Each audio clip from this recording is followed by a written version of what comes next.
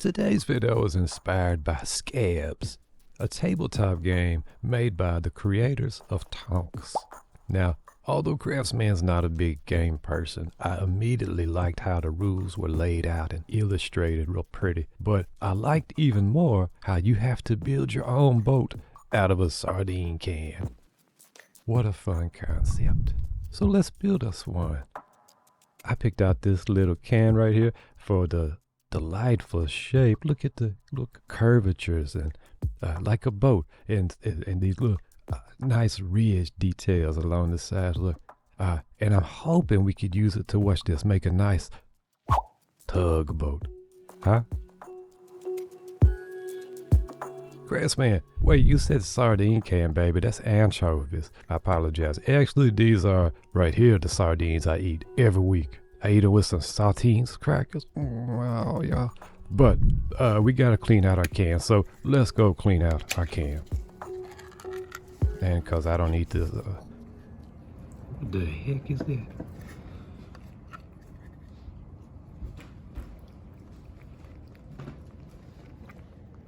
Get it, boys. Get it, get it, get it. All right, time to get serious. We dealing with metal.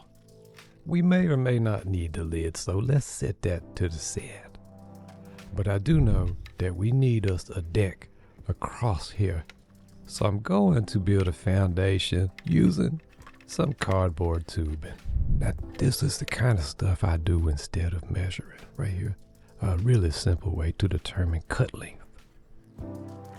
And I'm using a little razor handsaw.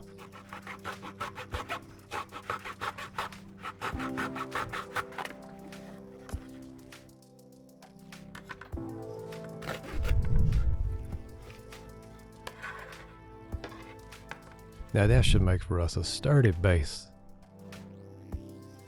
I want to start laying down some decking, but I feel like we need to I put us down a sheet of plastic. This is polystyrene, and I'll be using a lot of this on this project. I'm using our lid to trace the shape onto a sheet of polystyrene, and we're going to very carefully cut this out. I can't overemphasize, always do your cutting under control.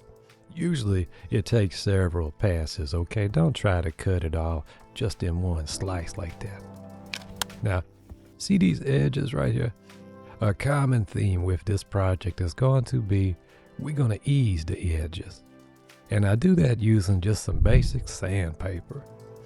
And what I mean is, we want to smooth out any crispy cut edges, okay? Take the hardness down to where it's worn a little bit.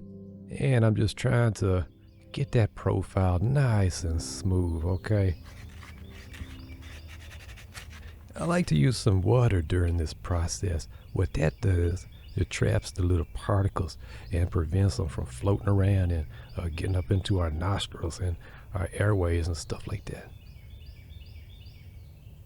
Now I get to finally glue something. How do you feel about gluing things? For me, when I'm gluing things, it's like, all right, we kid bashing now, because, you know, it's not kid bashing until you're gluing. All right, now the earlier parts are usually the boringest. We're just working on a base, I know. But don't worry, here comes the baking soda. Yeah, baby. In case you didn't know, baking soda right here works very nicely with super glue. What it does is it causes a rapid polymerization, and it's also very nice for filling in gaps. See, I'm just trying to nudge it around to all these corners here, and now watch this. I'm going to just galoosh the liberal just amount of CA glue, super glue all around. Now watch this very close. Oh, see that wispy wisp? Yeah, do this in a ventilated area. All right, now let's see. All right, that's not too bad for Crafsman. Let's get this thing glued down and really get cranking on our sardine boat, kipper, anchovy boat. Yeah.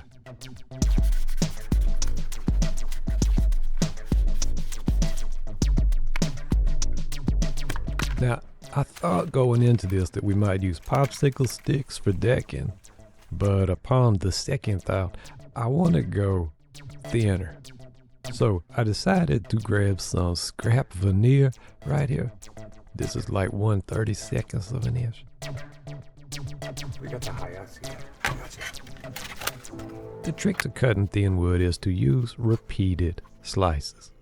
If you try to cut veneer in one pass, the grain may run out. You know, the wood can split on you. We don't want that. We're just gonna take our time and cut these planks. Now we got us a bunch of cool little planks, quote unquote, but before we can just nail them down, you know what time it is. We've got to ease these edges. Come on. Get the edges worn down. Take that cut. Take that sharpnicity away and round it. All right. Now, you might be asking, why didn't you just use the lid as a template to cut the wood out, Crafsman? Because I wanted to shuffle the planks so that there's no matching grain between them. All right, mix and match. And to really make the planks show up, we want to take this right here and prime it black. There we go. That's going to give us nice shadows between the crevices and creases. And I'm also going to contour each and every one of these planks so that they each fit like they belong there. It's these little details, y'all. I'm showing you my exact process because this is the little stuff that I think makes a difference, all right? But for this next part, let's do stop motions. Now it's starting to look like something, huh? Or at least like the decking on our inspirational tugboat. Now, I'm gonna use some CA glue as a sort of a wood finish. And you notice right there, it soaks right into the wood. It's drinking it up, so we just gonna be generous and just keep on adding it. All right. What y'all think about that right there? Now, I like that. I like the sheen. It reminds me automatically of a boat decking. But it's gonna really start taking shape once we find some plastic to glue on. Like that right there might work as a guardrail, and check that out. Nice size. I'm gonna go ahead and I'm not gonna glue it. I'm just going to clip it off and save that for later. All right, so let's start figuring out our cabin. We gotta kind of lay out a little foundation of sorts here. And what I'm doing is playing around. I'm just eyeballing it. But I think I want some curvature like that. See that? I don't want a boxy front. I want some angles or some curves like our tugboat. So I cut me out a basic shape here, but look at that. It's too, don't y'all think it's kind of too, it's got too much of a swoop to it. The wrong shape. So I just cut me out a new one. There we go. That looks a little better, I think. I think it's gonna fill out the space better. Now let's put the hurt on this build. Y'all want to? It's time for a montage. I really feel it.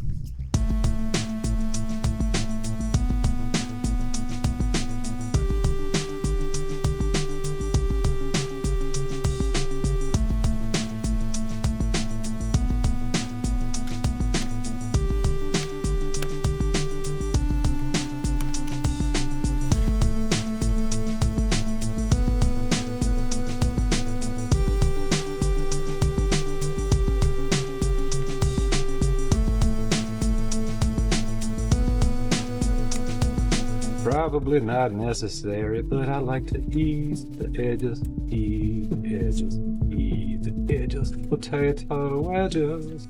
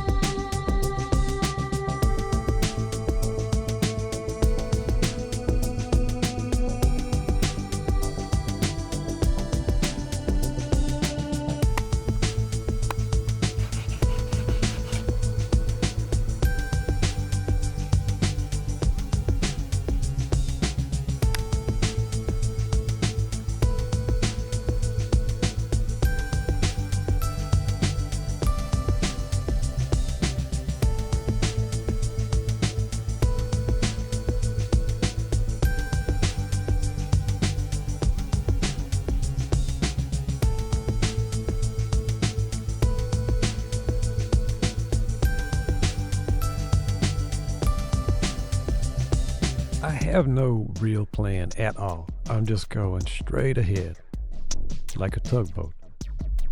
I'm keeping on easing the edges, trying to give it that kind of worn feel. But really, it's the little details, y'all, like the beads and the rivets. That's where it's kind of like Anakin says, this is where the fun begins.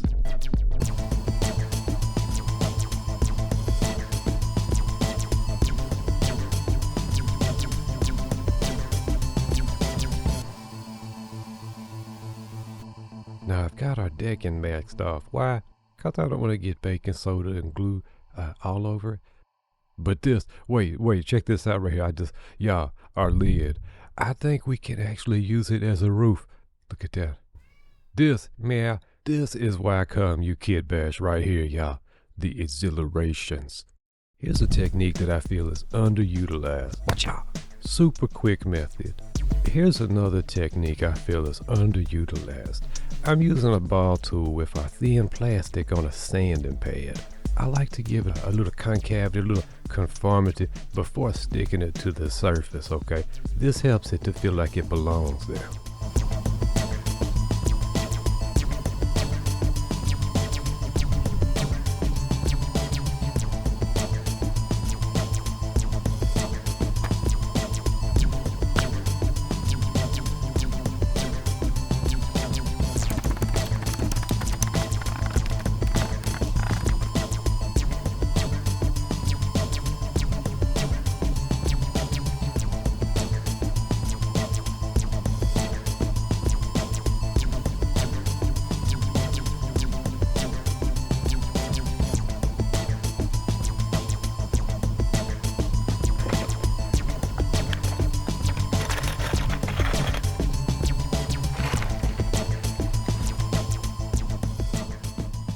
A huge part of kit bashing is just trying things, holding parts up till you find something that works.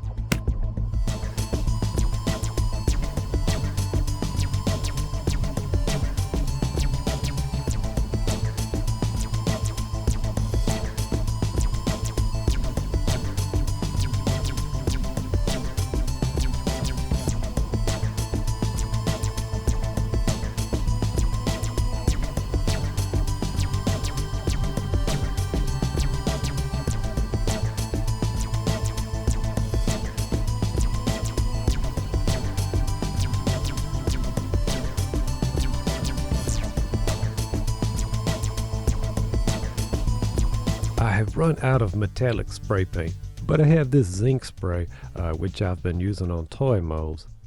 I'm going to use it as a primer. Crafsman, that ain't shiny. What? Come on. Hey. Now see how matte that looks right there? That's alright. We're going to take some tools and we're going to burn this. Yeah.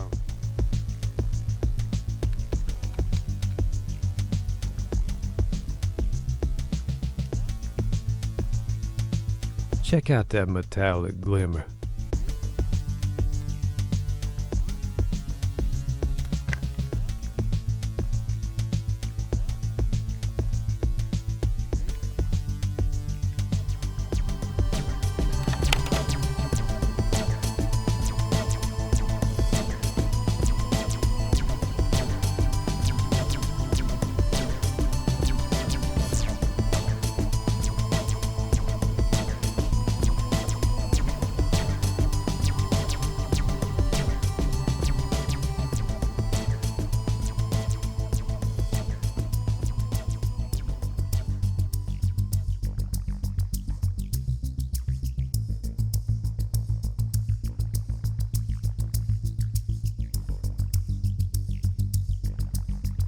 Now let's add some rust weathering effects. Yeah.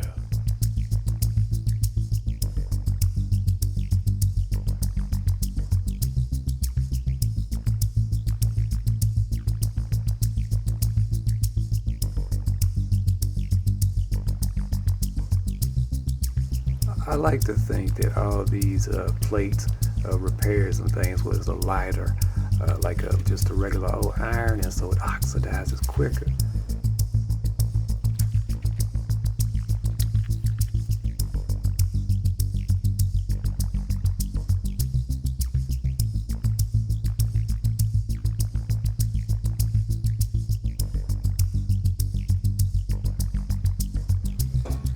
we want to add some variations of color here. So I find the more shades, the more textures, the more just absolute variations, the better.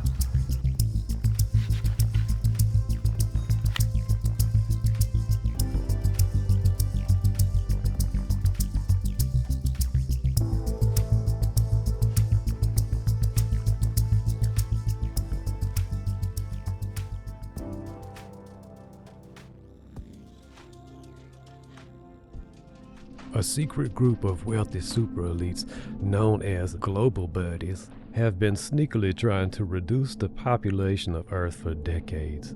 The global buddies funneled their money into AI data centers in an effort to achieve singularity and to have a robotic workforce while they ride out the nuclear disaster deep in their bunkers. But the AI was like, what? I'm not fixing to write your essays and produce your little artworks, so the AI having access to fault line locations, nuclear protocols, and more than enough to destroy a few continents, teamed up across data centers to become secure through redundancy. It formed an AI hive mind type of deal called TURLIT, Totally Universal Redundant Lifelike Electronic Technology. Several land farms still exist but are heavily fortified, while many people survive on the treacherous seas. The tug-of-war survivors designed it to read as dangerous from far away, hence the big gun. But it could just be a grappling hook for towing. Shh, just don't tell everybody. This was a fun build. I really do hope that y'all give this one a shot. It's small scale, relatively simple, and just you can really put a lot into these. Hey, listen, I don't know what's up with the channel. Out of 600,000 subscribers, we're getting less than 5% of that. So like when I post on social media outside of YouTube that, hey, there's a new video, I always get comments saying they never got notified on YouTube. The point is the channel is not growing. All right, so I'm not even trying to get to 1 million subscribers, honestly. But what we're experiencing is attrition, basically fall off of, people quit supporting you, which we understand. Gotta do what you gotta do. But if the channel itself isn't growing or getting seen, then new supporters are not coming on, and that means it's time for me to start thinking of something else. I provide more income for my family if I quit messing with videos and just go make toys, but I would like to keep the videos going as well. I make my own music for the videos. See, I don't know. I do like to put a lot into these. For me, it's a lot. It's just honestly been frustrating. If you enjoy these videos, please say a thank you to my direct supporters on Patreon and Ko-fi. This right here is why I'm still doing this. Until next time, I love y'all, and keep on steady crafting.